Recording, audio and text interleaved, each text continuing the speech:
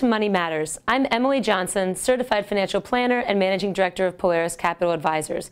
We have an interesting show today. We want to focus mainly on the latest rounds of political wrangling in Washington and focus primarily on the sequester, which is front and center, and of course the newly released Ryan budget that's come down the pike as a result of that. So while these items can seem extremely complex, we're going to try to break them down into a few just basic key points and discuss how each of them may, and I stress may, impact the market and thus your overall portfolio. But before I get into that specific issue, I'd definitely be remiss if I didn't mention the fact that the equity markets are presently at a 9-day upswing. And this is the first time that this has occurred since 1996, 1997. If we go for 10 days today, it'll be 1996. So if you think back, 96 was a period when the economic stars were absolutely aligning. We had a balanced budget, the internet and technology were truly beginning to drive jobs, economic growth, and the stock market, interest rates were falling, etc. And that is very different from what the economic situation looks like today. If you were to compare it to this economic period today, when we anticipate that interest rates are ultimately going to rise, unemployment remains well above levels that are considered healthy, and the markets continue to wonder where the next big driver of growth is going to come from. And yet, despite these, these comparisons or alternative situation that we have now compared to 1996, we continue to see economic indices continue to march forward. So we're definitely, amidst interesting times right now. So given this context, we really want to discuss a few key aspects of this sequester and potentially the Ryan budget and, how they might impact your investments overall. So please stick with us. We'll be right back here at Money Matters. See you soon.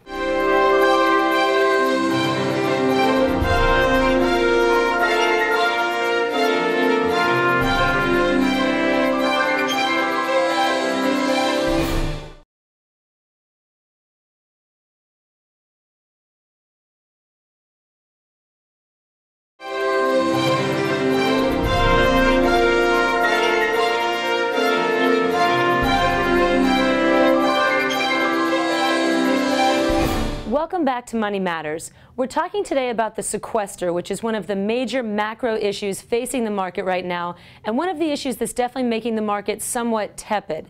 So specifically, what is the sequester? In its simplest form, the sequester is automatic cuts in spending. So what does this actually mean for our economy? First up, let's take a look at what actual cuts are going to be included in the sequester and what the magnitude are of these cuts. As you can see, the cuts start out relatively small, less than approximately $75 billion in 2013, which is a relatively small number given the magnitude of our overall budget. But they grow to more than twice that size by 2021 for a total of more than $1 to $1.1 trillion in all. The biggest growth in cuts over that time occurs in interest payments, but everything except for mandatory spending cuts continue to grow steadily over time. So what does this really mean? It really means that even though we have these cuts, the cuts really lack a lot of teeth. Where are these cuts actually going to happen? That's one of the things we want to look at next. The biggest area where these cuts are going to occur is in defense spending. That's the area that takes the hardest hit in the sequester relative to its current share of the total budget. We'll move to another chart here in just a second. But as you can see, the defense discretionary spending represents 42% of the overall spending cuts, or the $1.1 trillion that is going to be cut through this sequester. Other areas that are going to be cut, non-defense discretionary is the next largest area. That's 27%. We'll talk about these here in detail here in just a second. Medicare represents 11%. Obviously, that's mandatory spending. Other mandatory spending is approximately 4%. So what does that mean? Discretionary spending, of course, is discretionary. The government has discretion as to whether or not they spend these funds. And as you can see, that represents 42 and 27%, whether it's defense or non-defense, of the total spending cuts here. But only approximately 14 or 15% of mandatory spending is actually impacted by the sequester. So that's really interesting to point out. So this next chart that I want to show you shows how the sequester cuts are really overall very unbalanced. As you can see here that approximately, this is defense discretionary spending. So approximately 50% of the total sequestration cuts are impacting defense discretionary spending. That's things like equipment repair, R&D, that type of thing. It does not impact personnel, or personnel benefits. So it doesn't actually impact the number of people in the military or the benefits that military personnel receive, but it does impact a lot of things that impact the private sector. What's interesting, though, is that 50% of total sequestration cuts hit defense discretionary spending, but defense discretionary spending only represents just about 17% of the overall budget. So what that says is that we're taking a big chunk of something that really doesn't impact the overall budget that much. Similarly, about 35% of the total sequestration cuts hit non-defense discretionary spending. However, that really represents only about 13% of the overall budget. So again, we're just sort of driving home this point that the sequester is hitting items that really don't take that large a share of overall total budget spending. And this is where it really comes home. Mandatory spending, the stuff that we have to pay, that the government does pay on a regular basis, such as Medicare, Social Security, etc., interest payments. They're only taking this, the sequestration only is hitting only 14% of the sequestration cuts hit that mandatory spending, but mandatory spending represents 64% of our overall budget. So what this really shows us when you look at this is that the sequester cuts, they're not only unbalanced, they're hitting the areas where we're actually spending the least, or that represent a smaller portion of the overall budget. I'm sure that that was Washington's intent. So overall, this sequester really lacks a lot of the teeth. So it's, it's somewhat interesting to look at that overall. So here's the really depressing part. So even though we're having, a lot, and actually before I get to that, I want to point out how these cuts are also going to impact each state somewhat differently. These are the top 5 states that are going to be impacted by the sequestration cuts. South Carolina is not on this list. Georgia is not on this list. Florida, however, is on this list, and Virginia, of course, is going to be the hardest hit with all of the military when you consider the cuts and that are going to occur in defense is going to obviously hit Virginia the hardest. But overall, we're looking at, in the state of Virginia, we're looking at total jobs lost of about 122 to 123,000 jobs. In Florida, we're looking at about 39,000 jobs. In Texas, we're looking at 91,000 jobs. So we're definitely looking at a lot of potential loss in jobs, as well as defense contractor revenue. So while some people might say, so what? Defense contractors, they charge an arm and a leg. We always hear about all the fat that's in these contracts. You know what that is? That's private sector spending.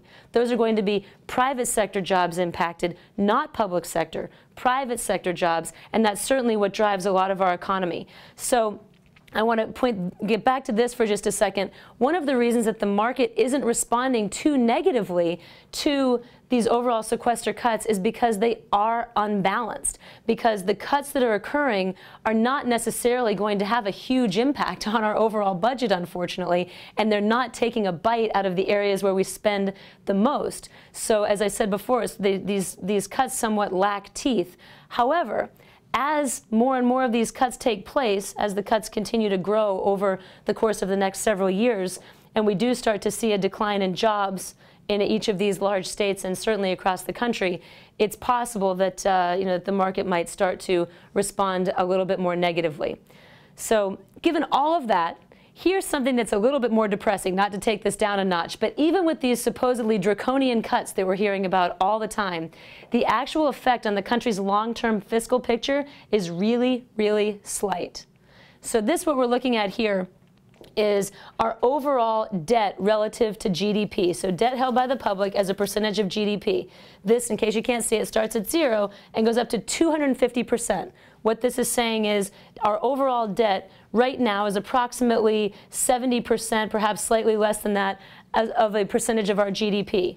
However, over the course of the next 40 years or so, and even just while this sequester takes place, we're still looking at that debt going up as a percentage of GDP. And what's interesting about this chart, it's not even assuming increases in interest rates, which we know over the next 40 years are pretty much inevitable given where we're starting right now. So this is the period of the sequester right now.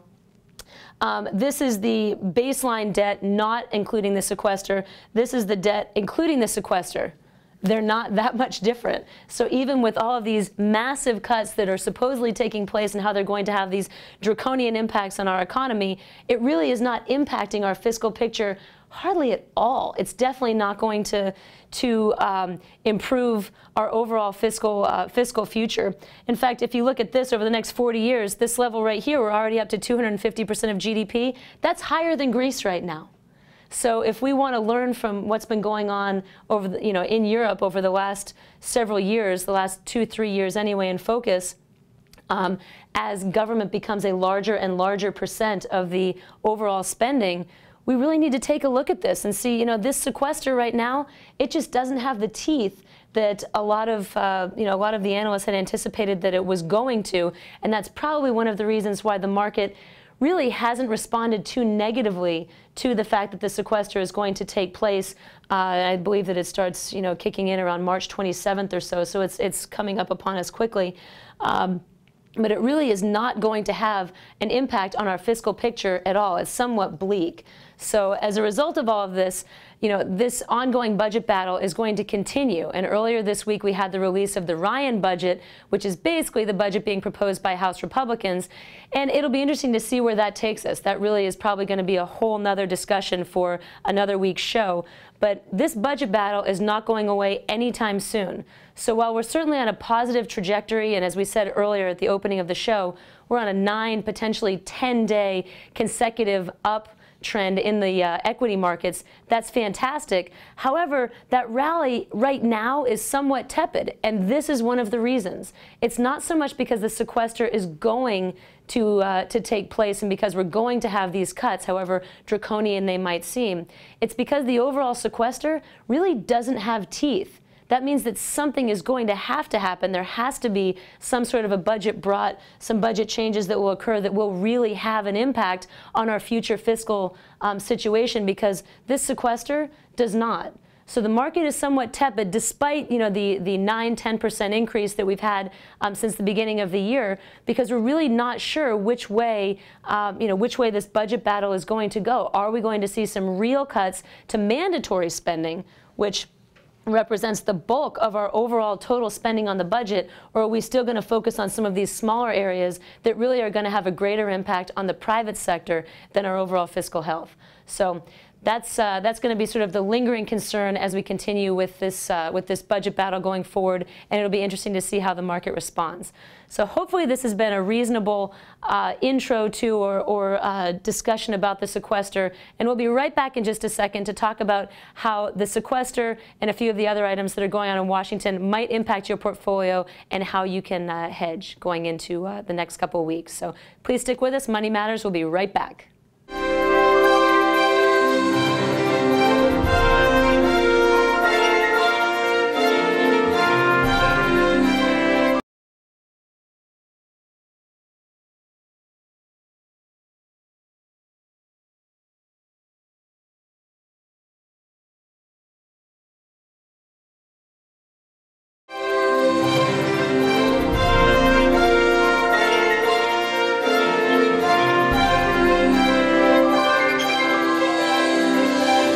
Welcome back to Money Matters. We're still talking about the sequester, and before we get to how this might impact your portfolio and how you can hedge against some of this risk, I really want to drive home just a few more points about this, about the sequester and about the spending that's going on, and try to take it to a personal level so that it makes perhaps even a little bit more sense.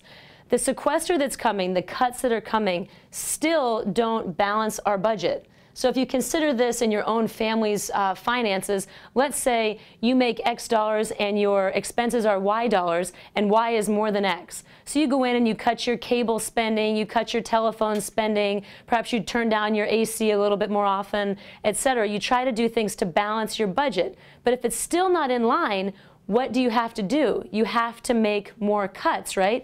That's what this is showing us right here. Even with the cuts that are occurring, it is not balancing the budget. Bigger cuts are going to be needed. And another thing that's interesting is where these cuts are occurring. They're occurring to discretionary spending. Discretionary, by definition, is discretionary. It is not mandatory. It's not needed to continue performing at a certain level. It's discretionary. So take that to your own family for a second. This would be going out to eat. It would be going to the movies on a frequent basis, spending more money on clothes as opposed to going to a consignment shop. Those are all the things that are discretionary. We're not hitting at the real crux of the problem, which in your family might actually be something that you can't cut. Your health care expenses, for example, you probably can't cut. Your mortgage is something that you probably can't cut. We as a country are not hitting at these mandatory spending issues. We're hitting at discretionary issues and are still not balancing our overall budget. So just a few things to think about with this sequester, and as you listen to some of the commentary that's coming from Washington about how draconian and how difficult these cuts are going to be. They might be difficult because we've never had any in the past, but they're really not hitting at the crux of this problem. So enough said about that particular aspect of the sequester. Now let's take it to your portfolio. What does all of this mean to you? Number one, how can you hedge your portfolio given this potential uproar that we could have as these cuts come down the pike? And also the next question, when is it going to be safe to buy into this rally? So first thing that we want to look at here is this market is toppy or somewhat overbought, right? That's what most people are saying, is that we're tapping up against the top performance of the S&P, the Dow. We have pretty large gains for the beginning of 2013. So how can you hedge your portfolio and perfect your gains? One thing that we've been doing is taking advantage of this extremely low volatility that we're seeing right now. And here we have a 5-year chart of the VIX. If I could have found a 10-year one, I would have included this. But what we're seeing here is that volatility, and this is today, is at almost an all-time low. It's at a 10-year low at the very least, and as you can see here, a 5-year low. So we have extremely low volatility. Even looking forward, we're looking at low volatility. So what does this mean to you? It means that you can actually use this volatility as a way to hedge your overall portfolio or buy protection. Because typically, as the VIX goes up, and this is the volatility index, the fear index that we've talked about before, as this goes up, you typically see equities decline. So one thing that you can do right now is perhaps, as one example, you could use ETFs that track the inverse of the volatility index, meaning that if volatility does rise, which it probably will at some point in the future, if the volatility does rise and the equities in your portfolio decline, that inverse ETF will actually increase in value, and thus it's going to offset the overall decline in your overall portfolio. So here, as we're at 5- and 10-year lows in volatility, that's something to consider. You can actually buy some protection. Now again, it's not going to offset at 100%, and certainly if the market continues to rally, then that inverse ETF is not going to go gangbusters, but it probably is not going to be too harmful either. So that's one way that you can actually hedge what might happen over the coming several weeks. So then the next question that we get, of course, is given this big run that we've had and the 9, potentially 10 today up days that we've had, how can you actually get into the market? One interesting side note that I heard this morning on the news is that while the overall market, equity market, is up 9 to 10% year to date, most hedge funds are actually only up 2%. What does that mean? It means that it could mean a couple of things. One, it means that we could have a lot of people start chasing the market. A lot of managers start chasing the market because they're going to need to start to perform in line with the markets just for their own investors. The other thing it could mean, though, is that they might be looking for a slight slowdown and a slight downturn in order to take advantage of that. So how do we know if that downturn is going to happen? And one indicator that we at Polaris look at is how the market responds to economic data. So when the market, just as an example, when the market is oversold, okay, so when the market has declined, when it's oversold, we oftentimes look for the market to rally on bad news. And that's definitely something that we saw in December, even in early January. We got some negative economic news and the market has rallied. So take the inverse of that, and that's kind of what we're seeing now. When the market's overbought, meaning it's sort of toppy, the market barely responds to positive news. And yesterday, we saw this exact thing happen when we had surprisingly strong retail numbers, and what that is basically just a measure of consumer spending. It's how much are people going to the mall, how much are they going to Sam's, et cetera.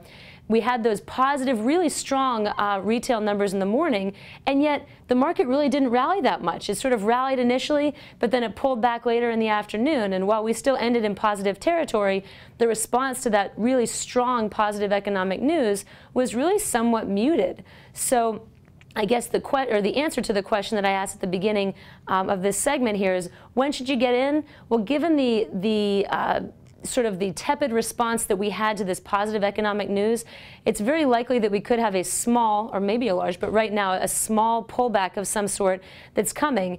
And given a lot of the cash that's still sitting on the sidelines, especially some of the hedge fund cash that's still sitting on the sidelines, there's very likely to be a good bit of money that's going to start jumping in if there is some sort of a decline that occurs. So I would say right now, of course, have your value list waiting and be looking for a slight pullback that could occur, especially if we still have sort of lackluster response to economic news coming down the pike. So buying opportunities might be coming.